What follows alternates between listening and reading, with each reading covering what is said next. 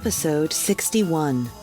The garlic chives peek out behind the plastic camels that now belong to role-playing squirrels. Greetings and welcome into the Pawtuxet General. I am your host, Jess. We have a delicious recipe for vegan pizza strips. So much information about gin, perhaps too much, but with a tasty traditional finish. Also, an intriguing article written by one of our favorite writers and a dear friend about how the community's response to the Gaspee burning affected the discussion for independence. But first, we must thank our Patreon subscribers. These brave folk know what it makes the flag on the mast to wave. Courage. What makes the elephant charge his tusk in the misty mist or the dusky dusk. What makes the muskrat guard his musk. Courage. What makes the Sphinx the seventh wonder. Courage. What makes the dawn come up like thunder. Courage. What makes the Hottentot so hot? What puts the ape in apricot? And what do they got without Patreons that I don't got? Courage. So thank you. And if you have the courage, check out our Patreon page or simply follow the links in the show notes. But until then, are you hungry for pizza? Pizza strips were a tremendous hit at Little Falls. I made them every day and 4 times on Saturday for the farmer's market. Then one morning when they had just come out, a good friend came in and remarked on the smell. She said, "I love pizza for breakfast, but I'm vegan." And it is quite true that I put a ton of Romano cheese in the red sauce, as mentioned in Chapter 60. I was stunned. It took me a second. Then I promised my pal that I would have something for her the next day. I thought about my favorite thing that was like pizza, but without cheese. Spinach pies, really well cooked down with black olives and tons of garlic, onions, and cracked red pepper. I love those things. But if I was going to make it into a pizza strip, command that same kind of devotion, not to put too fine a point on it, love of the red strips, we would have to bump up this sauce a bunch, add a ton of flavor that was not cheese. This was difficult for me. I have a feeling for cheese. But after some work and a lot of reduction time, oh boy, did we have the answer. So dark on the pizza, it sometimes looks black. But I think I like these better than the red sauce. And for this sauce, you will need 5 pounds frozen chopped spinach, a handful of garlic cloves, chopped, 1 very large onion, minced, 1 ounce cracked red pepper, 2 ounces Italian seasoning dried, 3 teaspoons salt, 3 teaspoons black pepper, 1/2 cup sugar, 1 cup olive oil, 4 cups water, 4 cups olives, your choice. This recipe calls for sliced black olive rounds, but Kalamata are also lovely. 1 cup additional olive oil, some for the bottom of the sheet pans and the rest for the top. First, saute the onions and garlic in olive oil gently and only until they start to soften. Then, add all the frozen spinach and the rest of the ingredients. The water last, of course, withholding the extra olive oil. This simmers uncovered on medium heat until it reduces and starts to sizzle a tiny bit at the bottom. Stirring is key. When this is done, remove from the heat and let cool before putting on your pizza dough, which should rise for about half an hour on the sheet pan, covered with a few tablespoons of olive oil. Put the topping all the way to the edge, then pop into a 400-degree oven for about 20 minutes or until lightly browned around the edge. Remove it from the oven, and while it is still piping hot, drizzle the olive oil all over the pizza and let it absorb while it cools. Then, cut into either 3 by 9 inch rectangles or 3 by 3 inch squares for serving. These pair nicely with beer, a martini, or gin and tonic. They are zesty, sweet, a little salty, garlicky, and I can't just eat one. So enjoy your green vegan pizza strips, and maybe I'll make mine.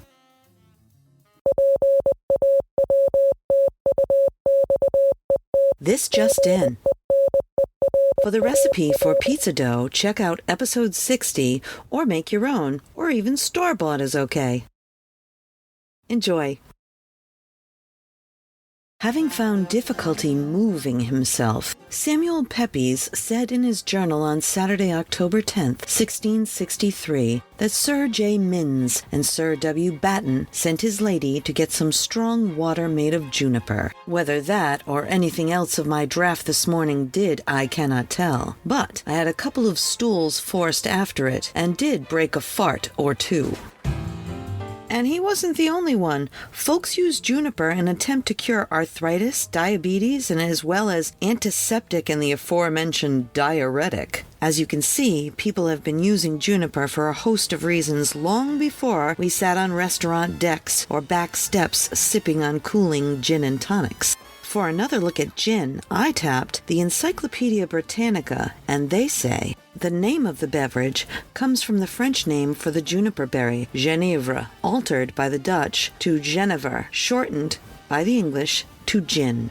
Its origin is attributed to Franciscus Sylvius, a 17th century professor of medicine at the University of Leiden in Holland, who distilled the juniper berry with spirits to produce an inexpensive medicine having the diuretic properties of the juniper berry oil. The beverage became popular and was introduced to England by soldiers returning from the Low Countries, and in the 18th century, excessive consumption of this inexpensive beverage presented a social problem, as depicted in William Hogarth's engraving Gin Lane. Netherland gins are made from a mash containing barley malt fermented to make beer. The beer is distilled, producing spirits called malt wine, with a 50 to 55% alcohol content by volume. This product is distilled again with juniper berries and other botanicals, producing a final product having alcohol content of about 35%. English and American gins are distilled from malt wine purified to produce an almost neutral spirit without flavor or aroma, having alcohol content about 90 to 94% by volume. American gins are distilled from malt wine purified to produce an almost neutral spirit without flavor or aroma, having an alcohol content of about 90 to 94% by volume.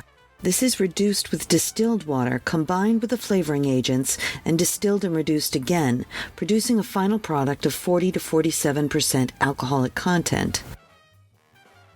The dry gins have more added flavoring ingredients than the Dutch types.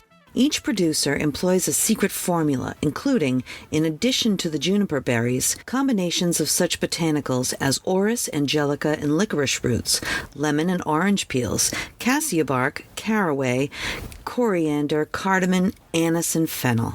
Dutch gins, too distinctive in taste to combine well with other beverages, are usually served unmixed or with water. The drier types, sometimes called London Dry, may be served unmixed or may be combined with the other ingredients to make such cocktails as the martini and gimlet, such long drinks as the Tom Collins and the gin and tonic. For an interesting addition to any stirred-up curiosity you may have about gin, also check out Tasting History with Max Miller, The London Gin Craze and Beyond. It's enough to make you thirsty.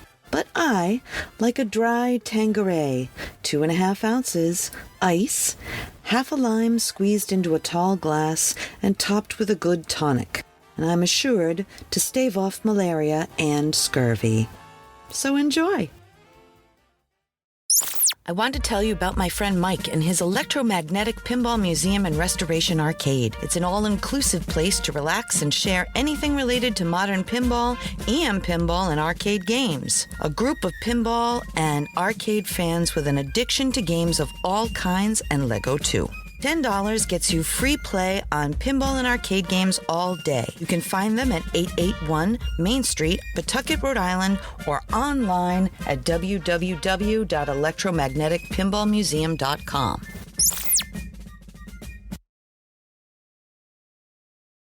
Today's article, Clergy and Press Reaction to the Gaspee Burning Helped Generate Support for American Independence, by Francis Sagerson. Originally appeared as the Gaspee program background material in the 1978 Gaspee Days souvenir program. Human rights are an important issue in 1978 America, but no more so than they were in 1772. Intense concern for human rights, in fact, was what brought the Rhode Island colonists together to keep the Gaspee raiders from being sent to Britain to be tried for treason. Perhaps more than any other single incident, the burning of the Gaspee demonstrated to the colonists the dangers of continuing as British colonies. It spurred them on to endorse efforts to form an American government of their own. 4 short years after the Gaspee incident, on July 4th, 1776, that new nation was born. The burning of the HMS Gaspee was a bold act. Despite the Rhode Island colony's near total dependence on maritime trade for supplies and livelihood, despite the hatred of the British revenue, tax collecting, and the ships, many Rhode Island merchants and seamen were glad to have the protection of the British ships as they crossed the oceans. The names of the Gaspee raiders, however, were never revealed until 1839, when the last of them lay on his deathbed. The British Crown's attempt to deny the Gaspee raiders the basic rights guaranteed in the Magna Carta generated the colonists' zealous withholding of those names from the British government. It also helped spread support for the raiders and ultimately for the American Revolution. In 1772, British law included a Dockyards Act, giving the king the right to decide where a trial on charges of treason would take place. There existed the distinct possibility that the raiders might be taken to England and tried on treason charges. Americans today are probably more familiar with cases in which it is the accused who asks for a change of venue to guarantee a jury more impartial than the one where the alleged incident took place. But the possibility of a treason trial in England for the Gaspee raiders accounts for the climate of suspicion, obstruction, and noncompliance in which the Gaspee inquiry found itself. Says the revised edition of the documentary history of the destruction of the Gaspee by William R. Staples, first published in 1845. The colonial clergy and press were largely responsible for generating a climate of noncompliance with the British inquiry, which followed the burning of the Gaspee. Before the end of 1772, a Boston preacher, John Allen, delivered a sermon calling the new courts of admiralty created to appoint and order the inhabitants to be confined and dragged away from their families, from their laws, rights, and liberties to be tried by their enemies in unprecedented cruelty, injustice, and barbarity. The Committee of Correspondence of the Boston Town Meeting drew up a list of infringements and violations, depriving colonials the right to trial by jury and taking them to England for trial. Both the preacher's remarks and the Boston Committee's list were widely reported in colonial newspapers. Soon, the newspapers said that the transportation to England had been planned so that these devoted persons be tried for high treason. They called the Gaspee inquiry an alarming Star Chamber Inquisition and a court of inquisition more horrible than Spain or Portugal.